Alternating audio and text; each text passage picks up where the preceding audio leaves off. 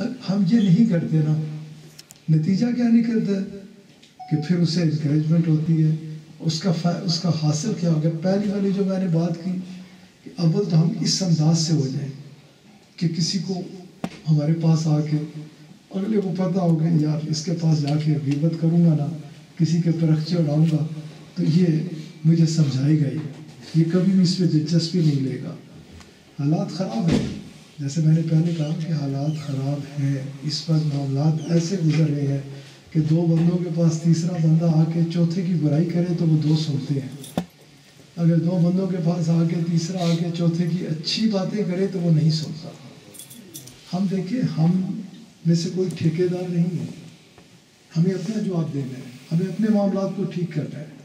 ہمیں اس طرف توجہ دینی ہے کہ کیا میں اپنے آقا علیہ الصلوۃ والسلام کے احکامات و فرمودات کے اوپر عمل کر رہا ہوں یا نہیں۔ ہمارے سے اسی کی پوچھ بھی ہوگی۔ ہم اگر اپنے آپ کو کوشش اس عمل میں لگ جائے نا کہ ہم نے ان چیزوں میں پڑھنا نہیں ہے، ہم نے ان چیزوں میں الجھنا نہیں ہے، ہم نے پوری کوشش کرنی ہے کہ اس سے دور رہیں۔ اگر کسی جگہ بحث کوئی کسی سے شروع کر بھی دے نا تو رسول اللہ صلی اللہ علیہ وآلہ وسلم آپ فرماتے ہیں کہ اگر تیرے ساتھ کوئی بے معنی الجھاؤ پیدا کرنے کی کوشش کرے، اگر تو اس وقت اس بحث میں اس سے نہ الجھے تو آپ علیہ الصلوۃ والسلام فرماتے ہیں کہ جنت کے کنارے پر ایک گھر تو میں تجھے دیتا ہوں۔ آپ صلی اللہ علیہ وآلہ وسلم فرماتے ہیں کہ پھر اگر تیرے سے کوئی بحث کرے اور تو حق پر ہے، تو اس بحث وباسے میں نہیں الجھنا، تو وہ الٹا، حالانکہ تو حق پر ہے، تو سیدھی بات کر رہے ہیں، جس میں ہمیں ہمیشہ ہو جاتا ہے کہ بھئی میں ٹھیک کا بات کر رہا ہوں، ہم اریٹیٹ ہو جاتے ہیں، فرسٹریٹ ہو کے کہتے ہیں میں ٹھیک کہہ رہا ہوں۔ آپ علیہ الصلوۃ والسلام فرماتے ہیں کہ اگر تو اس وقت حق پہ ہوتے ہوئے اس بات سے کہ یہ تماشا بنے گا، لوگ دیکھیں گے، فتنہ پیدا ہوگا، اب تو حق بات کر رہے ہیں لیکن تو کہتے ہیں قالوا سلاما، بھائی تو اپنا رستہ لے، میں اگر تجھے بات نہیں سمجھ آتی تو اللہ تعالیٰ تیرے اور میرے حال پہ رحم فرمائے۔ آپ علیہ الصلوۃ والسلام فرماتے ہیں پہلے کے لیے آپ فرمائے کنارے پہ،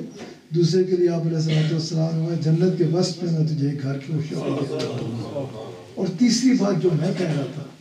کہ ہم ان باتوں میں الجھیں گے، آپ علیہ الصلوۃ والسلام فرماتے ہیں یاد رکھو کہ جو اس غیبت میں، فضول قسم کے الجھاؤ میں، بحث مباحثے میں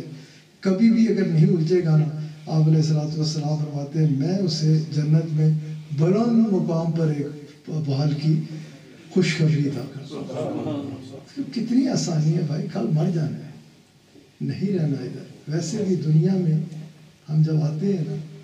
تو ان چیزوں کو اپنا کے دیکھیں، میں اکثر و بیشتر اپنے دوستوں سے گھر میں ادھر ادھر سب جگہ باتیں کرتا ہوں، یہی بات کرتا ہوں کہ ان چیزوں سے اپنے آپ کو نکال کے دیکھو، اتنا مزہ آتا ہے نا، بندہ سکون محسوس کرتا ہے، اطمینان محسوس کرتا ہے۔ جب بھی ہم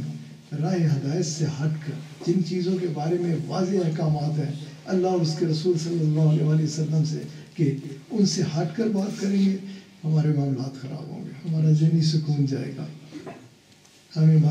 زندگی میں وہ جو سکون ہے وہ اس سے ہم ہاتھ کھو بیٹھیں گے، ہمارے سے وہ چلا جائے گا، ہم کبھی بھی اپنے آپ کو سیٹسفائی نہیں فیل کریں گے۔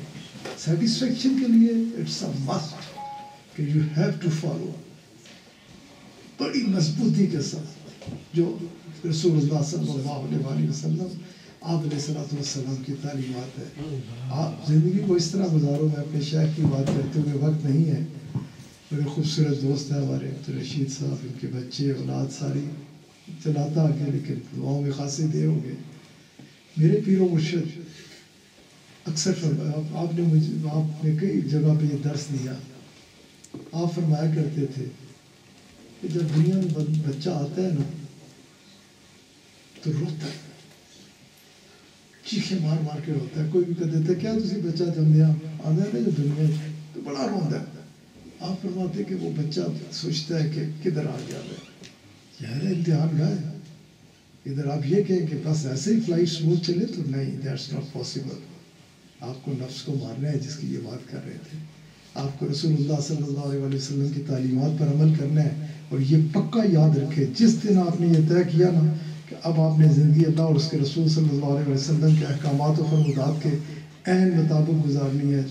ٹالرنس ہونی ہے، کسی پہ کیچڑ نہیں اچھالنا، کسی کو دکھ نہیں دینا، کسی کو تکلیف نہیں دینا. شیطان اپنی پوری ٹیم کے ساتھ پیچھے لگ جائے گا، ایک لمحہ نہیں لگانے دے گا. ادھر سے کوئی بات ہوئی، ادھر سے کوئی بات ہوئی، رت کر سکے گا جگہ. تو یہ اس کو ذہن میں رکھیں کہ یہ ظاہر ہے آگے آپ کا ایوارڈ بھی تو ویسا ہی ہے. کوئی بچہ میڈیسن کرتا ہے، کوئی انجینئرنگ کرتا ہے، کچھ کرتا ہے، دن رات پڑھتا ہے، محنت کرتا ہے. تو آپ اس معاملے میں سمجھتے ہیں کہ بغیر محنت کے نہیں میرے پیارے بچوں، ایسا پاسبل نہیں ہے. اس کے لیے بھی محنت کی ضرورت ہوتی ہے، کیونکہ یہ دنیا اور آخرت دونوں چیزیں ملتی ہے اور ہمیشہ کے لیے ملتی ہے، مضبوطی سے ملتی ہے. اس لیے اس کے لیے کاوش کرنی ہوتی ہے. خیر، جو میں بات کر رہا تھا، میں اپنے پیر و مرشد کی کا فرمان مبارک آپ احباب کے آگے رکھ رہا تھا. اللہ کرے ہمارے دل میں اپنے پیر و مرشد کی بات اترے. کہ آپ فرماتے ہیں کہ دنیا میں بچہ آتا ہے نا، روتا ہے، کدھر آ گیا، کدھر پھنس گیا، ادھر اب ایک امتحان گیا ہے. اور گرد و نواح والے بڑے خوش ہوتے ہیں، باپ خوش، ماں خوش، چاچا خوش، چاچی خوش، ماما خوش، نانا خوش، سارے خوش. ہمارے پاس ایک اور اللہ تعالیٰ نے ہمیں ایک روح ہمارے درمیان بھیج دی، ایک بچہ آ گیا. سب خوشیاں مناتے ہیں، مٹھائیاں تقسیم کرتے ہیں. آپ فرماتے ہیں کہ دنیا میں جب آتا ہے تو روتا ہوا آتا ہے اور گرد و نواح والے خوش ہوتے ہیں. آپ فرماتے ہیں زندگی کو، آپ کی تربیت کا بڑا خوبصورت جملے ہوتے ہیں. آپ فرماتے ہیں دنیا میں زندگی کو اس طرح گزارو کہ جب تم آئے تھے تم رو رہے تھے، سب خوش تھے، اور دنیا سے جب جاؤ تو ہر بندہ رو رہا کہ کیسا بندہ چلا گیا، کیسا ہمدرد تھا، کیسا پیار کرنے والا تھا، کیسا خوبصورت اس کا اخلاق تھا، کس طرح ہم سب کے کام آتا تھا. آپ فرماتے دنیا میں دنیا میں زندگی کو اس طرح گزارو کہ جب جاؤ تو تم خوش ہو کہ تم الحمدللہ کامیابی سے جا رہے ہو، اللہ تمہارے سے راضی ہے، اور تم اللہ سے راضی، اللہ تمہارے سے راضی، تم خوش. اور گرد سارا خاندان ایک صف ماتم بچی بچھی ہوئی ہے، پوری اسٹریٹ والے پریشان ہیں،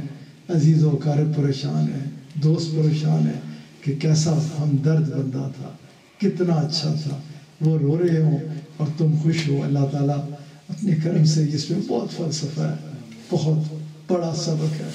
کہ اگر ہم اپنی زندگیوں کو اس طرح سے گزار پائیں، اللہ تعالیٰ اپنے فضل کے ساتھ، اپنے کرم کے ساتھ اور اپنے حبیب علیہ الصلوۃ والسلام کے نالین پاک کے صدقے سے مجھے اور آپ کو انتہائی پاکیزہ زندگی گزارنے کی توفیق عطا فرمائے.